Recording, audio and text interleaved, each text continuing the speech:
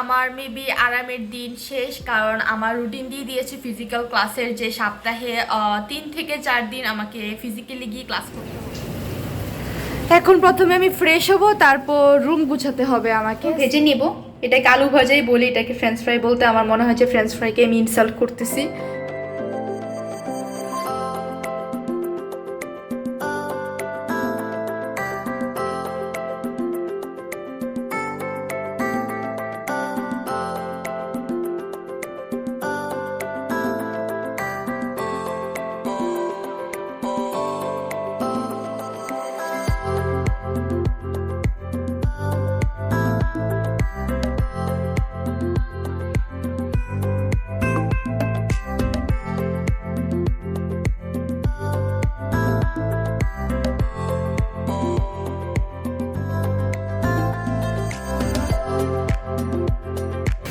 Hello viewers, আসসালামু আলাইকুম, welcome back to my channel. আশা করছি সবাই ভালো আছেন, আমি আলহামদুলিল্লাহ ভালো আছি। সো আজকে নতুন আরেকটি ব্লগ নিয়ে চলে আসলাম আপনাদের সাথে শেয়ার করার জন্য।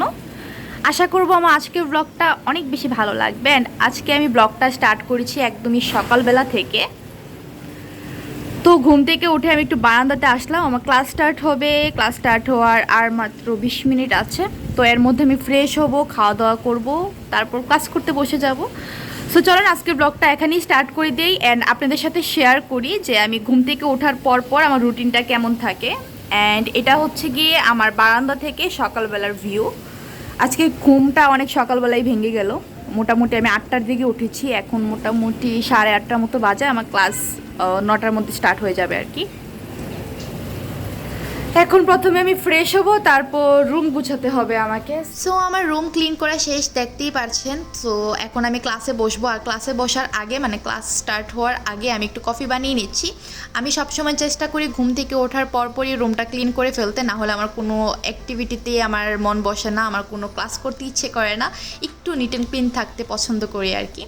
তো এখানে আমি কফিটা বানিয়ে নিচ্ছি। ঘুম থেকে ওঠার পর চা কফি খাওয়ার অভ্যাস আমার ছোটোবেলা থেকেই। সো ঢাকায় মানে চাটা একটু কম খাওয়া হয়, চা বানাতে আমার একটু ঝামেলা মনে হয়, কফিটা শর্টকাটে হয়ে যায়, সেজন্য আমি কফিটাই বেশি খাই। আর কফি খেলে আমার মাথা ব্যথাটা একদমই চলে যায়, টু বি অনেস্ট, সেজন্য। তো সকাল সকাল কফি না খেলে আমার দিনটাই শুরু হয় না, এমনটাই মনে হয় সবসময়। সো আমি কফি নিয়ে চলে আসলাম, এখন হচ্ছে ক্লাসে বসে যাব। ক্লাস স্টার্ট হওয়ার আর মাত্র 5 মিনিট বাকি। তো এই তো আমি ল্যাপটপ অন করে এখন ক্লাসটা স্টার্ট করে দিব। আর আরেকটা ক্লাস স্টার্ট হওয়ার আগে আমি আমার ব্রেকফাস্টটা মেক করে নেব। সো অলওয়েজ এমনই হয়, ক্লাসের ফাঁকে ফাঁকে আমাকে সব কাজগুলা শেষ করতে হয় আর কি। সো এখানে দেখতে পাচ্ছেন আমি কয়েকটা আলু কেটে নিয়েছি, 2টা বড় বড় আলু কেটে নিয়েছি। আমার হঠাৎ করে একটু ফ্রেঞ্চ ফ্রাই খেতে ইচ্ছে হয়েছে, মানে ফ্রেঞ্চ ফ্রাই না, মানে বাংলার যে আলু ভাজা আর কি। তো এটা আমি লম্বাটে করে কেটে নিয়েছি। এখন জাস্ট লবণ আর কি বলে হলুদ দিয়ে দিব, তারপর ভেজে নিব।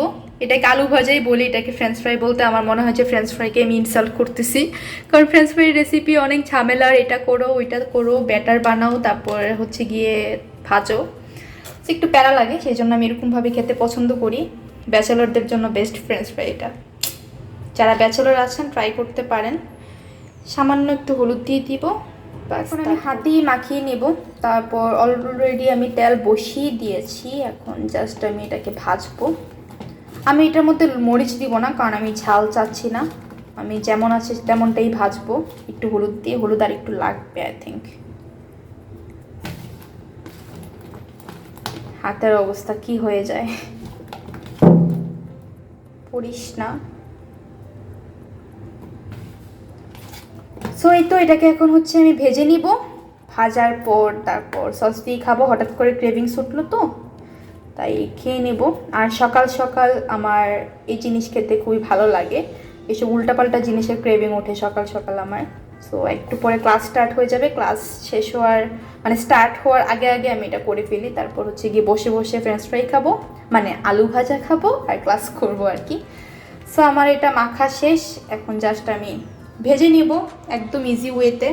ব্যাচেলরের আলু ভাজা না, ব্যাচেলরের ফ্রেঞ্চ ফ্রাই। দেখতেই পাচ্ছেন আমার আলুটা ভাজা শেষ, এখন জাস্ট আমি সস নিয়ে নিব আর আরামসে বসে বসে ক্লাস করতে করতে খাবো। তো ক্লাস অলরেডি স্টার্ট হয়ে গিয়েছে, আমি জাস্ট মিটে ঢুকেই এখানে আসলাম সসটা নেওয়ার জন্য। ডান, এই হচ্ছে আমার আজকে সকালের ব্রেকফাস্ট। খুবই বাজে একটা ব্রেকফাস্ট, এটা কিন্তু কেউ ট্রাই করতে যায় না। সকালবেলা এসব ভাজা পোড়া খাওয়া একদমই ঠিক না, বাট আমি কি করব বলেন, আমার তো ক্রেভিংস উঠেছে। সো এটা নিয়ে এখন সোজা চলে যাব আমি রুমে অ্যান্ড কি আরামসে বসে বসে খাবো।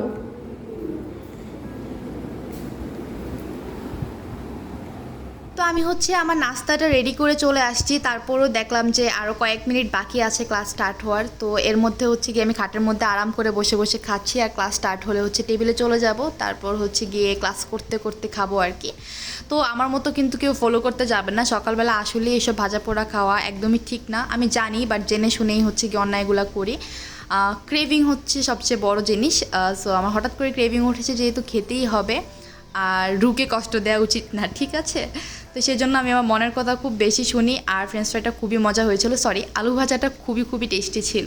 আপনারা এরকম ট্রাই করে দেখতে পারেন। হ্যালো ভিউয়ার্স, সো আমি হচ্ছে এখন ব্রেকফাস্ট করে বেশ কিছুক্ষণ রেস্ট নিলাম। তো আমি আরেকটু রেস্ট নিব, তারপর আস্তে ধীরে রান্না বান্নাতে যাব।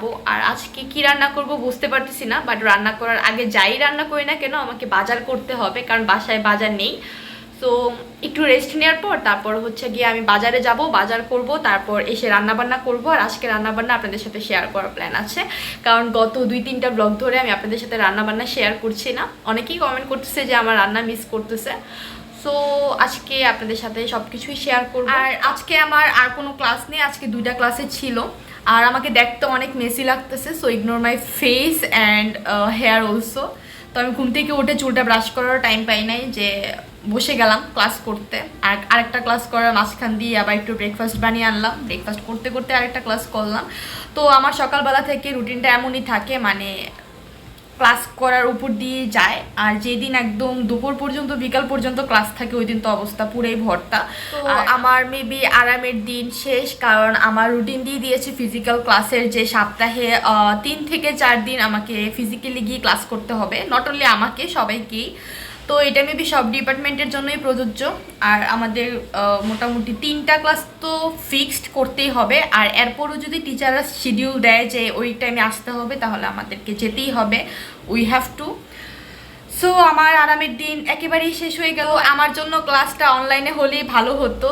তো আমার সুবিধা অনুযায়ী তো আর কোনো কিছু হবে না, কারণ সিচুয়েশন যখন যেমন আসে তেমনই করতে হবে।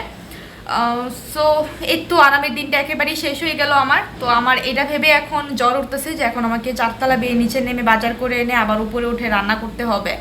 তো আমি আরেকটু রেস্ট নিব, মানে একটু গড়াগড়ি করবো আর কি, যেহেতু আমি অনেক সকালবেলায় ঘুম থেকে উঠেছি। তো একটু প্যারা হয়ে যাবে আজকে আমার জন্য। আর আমি আমার ঘুম সার্কেলটা মেইনলি চেঞ্জ করতে যাচ্ছি, কারণ আমার খুবই বাজে অভ্যাস হয়ে গিয়েছে রাত জেগে, যে কারণে আমার স্কিন ইফেক্টেড হচ্ছে। আমার স্কিন খুবই বাজে হয়ে যাচ্ছে, অনেক ড্রাই হয়ে যাচ্ছে। আমার চোখের নিচে কখনোই কালি পড়ে না, কিন্তু রিসেন্টলি দেখছি আমার চোখের নিচেও কালি পড়তেছে। হঠাৎ করে একটু অন্ধকারে গিয়ে তারপর হচ্ছে লাইট মারলে দেখা যায় যে আমার চোখের নিচে ডার্ক সার্কেল পড়তেছে। সো একটু ডিপ্রেসড আমি আমার স্কিন নিয়ে। তো সেই জন্য আমি ঘুম সার্কেলটা একটু চেঞ্জ করব। ঘুম সার্কেল চেঞ্জ করলে খাওয়া দাওয়ার সার্কেলটাও চেঞ্জ হবে, এমন আমার স্টাডির সার্কেলটাও চেঞ্জ হবে, যেটা আমার জন্যই ভালো। এই তো এখন আর বেশি বক বক করবো না, চলেন বাজার করে নিয়ে আসি, তারপর হচ্ছে গিয়ে রান্নাবান্না স্টার্ট করে দিই। সো এখন আপাতত টাটা, পরে আবার কথা বলবো। আর আপনারা ব্লগটা এনজয় করতে থাকেন। অ্যান্ড একটা রিকোয়েস্ট করে নিই, যারা এখনও আমার চ্যানেলটাকে সাবস্ক্রাইব করেননি, প্লিজ আমার চ্যানেলটাকে সাবস্ক্রাইব করে পাশে থাকা ছোটো বেল আইকনটিতে ক্লিক করে দিবেন, যেন আমি নতুন কোনো ভিডিও দিলে সেটা নোটিফিকেশন আপনার কাছে পৌঁছে যায়। সো এখন আমি টাটা, আমি আগে একটু রেস্ট নিয়ে বাজার করতে যাই, তারপরে আবার কথা বলবো। তো দেখতেই পারছেন আমি বাজার করে নিয়ে চলেও আসছি, যেহেতু একা হাতে সব কিছু করতে হয়। সো বাজার করার টাইমে শ্যুট করাটা আমার জন্য একটু ডিফিকাল্ট হয়ে যায়, সেই জন্য হচ্ছে গিয়ে আমি বাজার করার সময় তেমন ফুটেজ নিতে পারি না। তবে নেক্সট থেকে আমি ট্রাই করব যে বাজারটাও আপনাদের সাথে শেয়ার করার, যেহেতু সব কিছুই শেয়ার করি। সো এখানে আমি টুকটাক কিছু জিনিস এনেছি, আমার বাসাতে গরম মশলা শেষ হয়ে গিয়েছিল, তো কিছু গরম মশলা নিয়ে আসলাম। আমি যেহেতু মাঝে মধ্যেই রং চা খাই, তো সেই জন্য হচ্ছে গিয়ে আমার গরম মশলাগুলো একটু তাড়াতাড়ি শেষ হয়ে যায়। আর এখানে টুকটাক যা যা লাগবে, চালটা আজকে না আনলেও চলতো, বাট আমি নিয়ে আসলাম, কারণ আর মেবি 2 দিন রান্না করা যাবে যেটা আছে, তো সেই তো যেতেই হবে, যেহেতু বের হয়েছে একেবারে নিয়ে চলে আসছি। আর আমি একটা চিকেন নিয়ে আসছি, আর সাথে হচ্ছে গিয়ে কিছু সালাদ আইটেম আর কাঁচামরিচ আর আলু শেষ হয়ে গিয়েছিল, তো সেই জন্য আলুটাও নিয়ে আসলাম। মানে আরও কয়েকটা আছে, বাট ওইগুলো ছোট ছোট সাইজ। তো তো একদমই ছোট সাইজের আলুটা কাটতে আমার খুবই বিরক্ত লাগে, তো সেজন্য একটু বড় সাইজের আলু নিয়ে আসছি। তো যেহেতু চিকেনটা আমি আলু দিয়েই রান্না করবো, সো এটা লাগতোই। আর টমেটো, শসা, কাঁচামরিচ, ধনেপাতা এগুলো তো অ্যাজ ইউজুয়াল লাগেই। আর এই যে কয়েকটা আলুই ছিল বাসায়, সেজন্য আবার নিয়ে আসলাম। আলুটা আমার বাসাতে অনেক বেশি লাগে, কারণ আমি আলু অনেক বেশি পছন্দ করি। আর এখানে দেখতে পাচ্ছেন আমি রান্না করার আগে এরকমভাবে সব কিছু অর্গানাইজড করে নিই, তাহলে আমার রান্না করতে ইজি মনে হয়। আর যেহেতু আমি অনেকগুলো কাজ একসাথে করি, মানে রান্নার ফাঁকে ফাঁকেও কিন্তু আমি অনেক কাজ করে ফেলি। যেমন আজকে রান্নার ফাঁকে কিন্তু আমি টুকটাক অনেকগুলো কাজ করেছি। তো সেই জন্য হচ্ছে গিয়ে আমি একটু অর্গানাইজডভাবে রান্না করতে পছন্দ করি, তাহলে রান্নাটা শর্টকাটে হয়ে যায়। আর এরকম গুছানো থাকলে রান্না করতে খুব বেশি একটা সময় লাগে না। তো এখানে আমি যা যা লাগবে সব কিছুই কাটাকাটি করে নিয়েছি। এখন জাস্ট আমি রসুনটা আর আদাটা পেস্ট করার জন্য কেটে নেব। আর পেঁয়াজটা আমি পেস্ট করে দিব না, কারণ পেঁয়াজ আমি এমনিতে অনেকগুলো পেঁয়াজ দিয়েছি, এখানে দেখতে কম মনে হচ্ছে। তো এই তো এখানে আমি গরম মশলাগুলো দিয়ে দিলাম তেলের মধ্যে, আর পেঁয়াজটা দিয়ে দিলাম। তো আমি অ্যাকচুয়ালি আপনাদেরকে রেসিপি ওরকমভাবে শেখাচ্ছি না, কারণ রেসিপি হচ্ছে গিয়ে এক একজনের স্টাইল অনুযায়ী এক একজন রান্না করে। আমি স্পেশালি আমার আম্মুর রেসিপিতে রান্না করি। আমি কিন্তু কখনই ফিজিক্যালি আম্মুর কাছ থেকে রান্না শিখি নেই। এটা আমার লাইফে কখনই হয় না আর কি, যে আম্মু রান্না করতেছে আমি বসে থাকলাম, বসে বসে শিখে গেলাম। আমি রান্নাটা মেনলি শিখেছি বাসা নেওয়ার পর, তো ঢাকায় একা থাকার পর আর কি। আগে তো আমি ইয়েতে থাকতাম, মানে আগে যে বাসাটাতে থাকতাম ওই বাসাতে আম্মু রান্না করে দিত, ফ্রিজ ছিল, তো আমি জাস্ট নামিয়ে গরম করে করে খেতাম। বাট এই বাসাতে এটা পসিবল হচ্ছে না, আম্মু আর কত দিবে আমাকে, তো একটা না একটা সময় রান্না করতেই হবে। তো সেই জন্য একটু একটু করে করে আম্মুকে ফোন করে করে বলেই শিখে গেলাম আর কি, একটু একটু করে রান্না। তবে এখনও আমি সব রান্না পারি না, জাস্ট টুকটাক কিছু রান্না পারি, যতটুকু পারি ততটুকু দিয়ে আমার ব্যাচেলর লাইফ চলে যাচ্ছে আর কি। তো এখানে আমি আদাটা রসুনটা একসাথে পেস্ট করে নিলাম, আর পেঁয়াজটা পেস্ট করব না, কারণ পেঁয়াজ অনেকগুলোই দিয়েছি আমি। আর আমি এখানে সব ধরনের মশলা দিয়ে দিয়েছি। আর রাঁধুনি সাথে এক্সট্রা মশলা যেটা দিয়েছি সেটা হচ্ছে রাঁধুনি মুরগির মশলাটা, যেটা দিলে খুবই ভালো একটা টেস্ট আসে। তবে আমার কাছে মনে হচ্ছে যে রাঁধুনি মুরগির যে মশলাটা আছে সেটা আরেকটু লাগবে, তো সেজন্য আমি এটা আরেকটু দিয়ে দিব। তারপর হচ্ছে কি মশলাটা ভালোভাবে কষাবো। তো আমি যেহেতু আমার আম্মুর স্টাইলে রান্না করে, আমার আম্মু কিন্তু কষিয়ে তরকারি খুব ভালোভাবে কষিয়ে তারপর রান্না করে। আর কষানোর মধ্যেই কিন্তু তরকারির টেস্টটা আসে, যত বেশি কষানো হয় তত বেশি মজা হয়। সো আমি হচ্ছে এটা ভালোভাবে কষাবো। আর আমি পেঁয়াজের সাথেই বেশ কয়েকটা টমেটো দিয়ে দিয়েছিলাম, দেখতেই পারলেন। এটা আমার সম্পূর্ণ নিজস্ব একটা টেস্ট, যে আমার সব তরকারিতে একটু টমেটোটা থাকলে আমার ভালো লাগে। আর চিকেনে টমেটোটা দিলে গ্রেভিটা ভালো আসে, ভালো একটা টেস্ট আসে। আপনারা যারা খাননি চিকেনে টমেটো দিয়ে, তো তারা ট্রাই করতে পারেন, আমাকে কিন্তু জানাবেন, ঠিক আছে, নেক্সট ব্লগে যে ট্রাই করেছেন কি না। তো এখানে আমি সামান্য একটু পানি দিয়ে দিলাম, কারণ পড়ে যেতে পারে গুঁড়া মশলাগুলো। আর এখন হচ্ছে গিয়ে আমি আদা রসুনের যে পেস্টটা আমি করে রেখেছি সেটা আমি দিয়ে তারপর হচ্ছে গিয়ে কষাবো। আদা রসুনের পেস্টটা পরে দিলেই ভালো, না হলে যদি আগে আগে পেঁয়াজের সাথে তেলের মধ্যে দিয়ে দিই তাহলে এটা পোড়া পোড়া হয়ে যায় এবং খুব বাজে একটা ফ্লেভার চলে আসে। তো সেই জন্য আমি কষানোর মধ্যে দিয়ে দিলাম। এটা এখন ভালোভাবে কষাবো যতক্ষণ পর্যন্ত না মশলাগুলোর র ফ্লেভার চলে যায়। আর তেলটা উপরে আসার পরই হচ্ছে গিয়ে আমি চিকেনটা দিয়ে তারপর হচ্ছে গিয়ে আবার কষাবো আর কি। এই তো।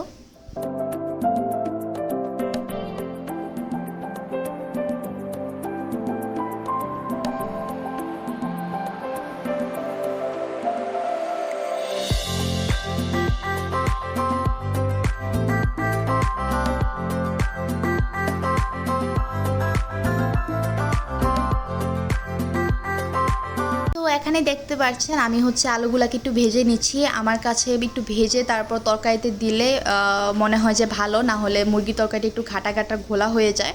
আর ভেজে দিলে আলুটা একটু টাইট থাকে আর অনেক সুন্দর একটা ফ্লেভার অ্যাড হয়। আর আমি ভাজা আলু খেতে খুবই পছন্দ করি, মানে মুরগির জন্য আলু ভাজলে আমি এখান থেকে 2-3টা তো মেরে দিয়েই খেয়ে ফেলি। তো খুবই মজা এই ভাজা আলুটা। তো এখানে হচ্ছে আমি হালকা করে একটু ভেজে নিব, খুব বেশি পোড়া পোড়া করবো না, জাস্ট 2-1টা উল্টান দিয়ে নামিয়ে ফেলবো। আর ওই পাশে তো দেখতেই পাচ্ছেন আর মশলাটা খুব সুন্দর করে কষানো হচ্ছে, উপরের তেলটাও ভেসে আসছে। আমি কষানোর মাঝামাঝি অবস্থায় আমি বাকি টমেটোগুলোও দিয়ে দিয়েছি। এখন হচ্ছে গিয়ে টমেটোর ফ্লেভারটা আরও বেশি স্ট্রং আসবে। আর এই টমেটোগুলো কিন্তু অ্যাট দ্য লাস্ট গলে যাবে, এগুলো কিন্তু আস্ত থাকবে না, তো সেই জন্য গ্রেভিটাও অনেক ভালো আসবে। তো দেখতে পাচ্ছেন তেলটা উপরে চলে আসছে। এখন হচ্ছে আমি চিকেনটা দিয়ে তারপর হচ্ছে চিকেনটা ভালো করে কষাবো, অ্যাজ ইউজুয়াল রান্নার মতোই, জাস্ট এক একজনের স্টাইলটা আলাদা আর কি।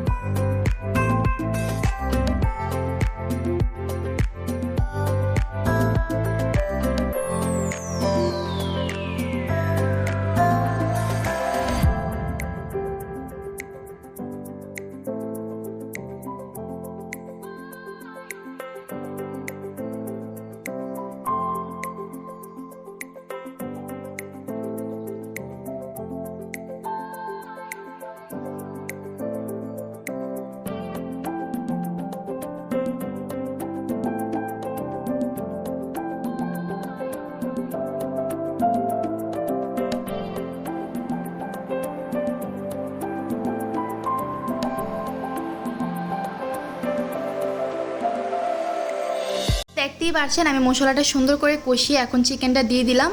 চিকেনটার মধ্যে এখন আমি কোনো এক্সট্রা পানি অ্যাড করব না। চিকেনটা থেকে যে পানিটা বের হয়ে আসবে এটা দিয়ে কিন্তু মুরগিটা খুব সুন্দরভাবে সিদ্ধ হয়ে যাবে, আর মশলার পানিটা তো আছেই। তো এটা দিয়ে কিন্তু চিকেনটা হয়ে যাবে। এখন এটা আমি ঢাকা দিয়ে রেখে দিব। আর এর মধ্যে কিন্তু আমার আলুটাও ভাজা শেষ। তো ফাইনালি যখন আমি এটাতে ঝোল দিব তখন হচ্ছে আমি জাস্ট গরম পানি অ্যাড করে দিব, তখন তরকারিটা খুব তাড়াতাড়ি রান্না হয়ে যাবে এবং টেস্টটাও ভালো আসবে। তো এই তো আমার আলুটাও এখানে ভাজা শেষ হয়ে গেল। তো এর মধ্যে এই ফাঁকে আমি কিছু সালাদ কেটে নেব। আমি একটু সালাদ ফ্রিক বলতে পারেন, তো আমি সালাদ খেতে প্রচণ্ড ভালোবাসি, এই জন্য আমার অনেক বেশি সালাদ লাগে। এই সালাদগুলো দেখা যাবে যে আমি বানাতে বানাতে অর্ধেক খেয়ে ফেলছি, আর বাকিটা হচ্ছে গিয়ে তরকারির সাথে ভাত দিয়ে খাবো আর কি। এমনিতেও কিন্তু আমি ইউজুয়াল টাইমে 12টার দিকে মানে দুপুর টাইমটাতে একটু সালাদ খেতে পছন্দ করি। এই জন্য বাসায় সবসময় সালাদ আইটেম রাখা হয় আর কি, যে শসা টমেটো জিনিসগুলো অলওয়েজই থাকে।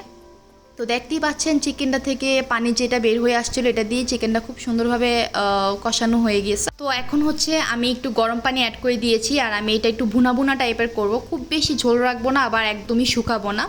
তো গরম পানি দিয়ে আমি সাথে সাথে হচ্ছে গিয়ে আলুটা দিয়ে দিয়েছি, আর উপরে কিছু কাঁচামরিচ আর ধনেপাতা দিয়ে দিয়েছি। কাঁচামরিচ আর ধনেপাতা চিকেনে দিলে খুবই সুন্দর একটা ফ্লেভার আসে, স্পেশালি কাঁচামরিচটার খুব মজার একটা ফ্লেভার আসে।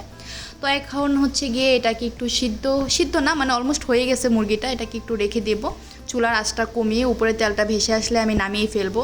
আর এই তরকারির গ্রেভিটা কিন্তু অনেক গাঢ় হবে, প্রথম দিনই কিন্তু অনেক গাঢ় হবে। ইউজুয়াল টাইমে দেখা যায় যে তরকারি প্রথম দিন যখন রান্না করা হয় তখন হচ্ছে গিয়ে পাতলা থাকে ঝোলটা, পরবর্তীতে গাঢ় হয়।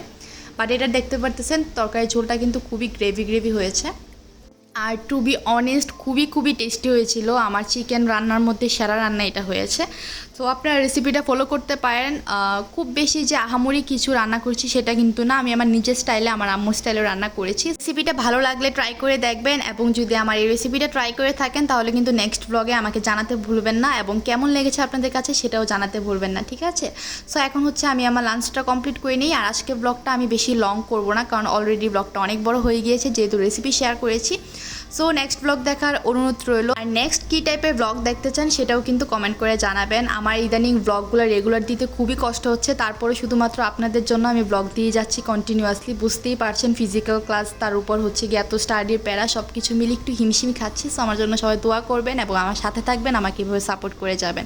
আজ এই পর্যন্তই, আল্লাহ হাফিজ।